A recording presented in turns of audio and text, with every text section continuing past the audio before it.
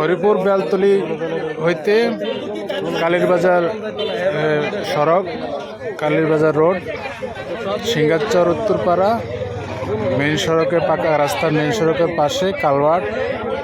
এতে করে হরিপুর বেলতলি হইতে দুটোই কালীরবাজারের উদ্দেশ্যে রওনা। সিঙ্গারচর উত্তরপাড়া চিএনজি একই দিকে মুখী ছিল, চিএনজি এবং মোটরসাইকেল হুন্ডার লোকজন হুন্ডা ক্রস করতেছিল।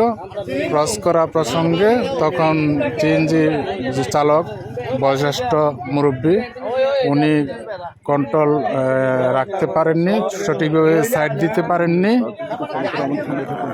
সাইড দিতে না পারায় তখন হুন্ডা চিএনজিতে মেরে দেয়, চিএনজিতে লাগিয়ে দেওয়ার সাথেই খাদে পড়ে যায়। খালে এবং কালভার্ট আছে, আশেপাশের লোকজন এসে তাদেরকে সহযোগিতা করেছেন, উদ্ধার করে হসপিটালে পাঠিয়েছেন সিএনজি লোকজন এবং হুন্ডার লোকজন। আশঙ্কাজনক অবস্থায় আছে,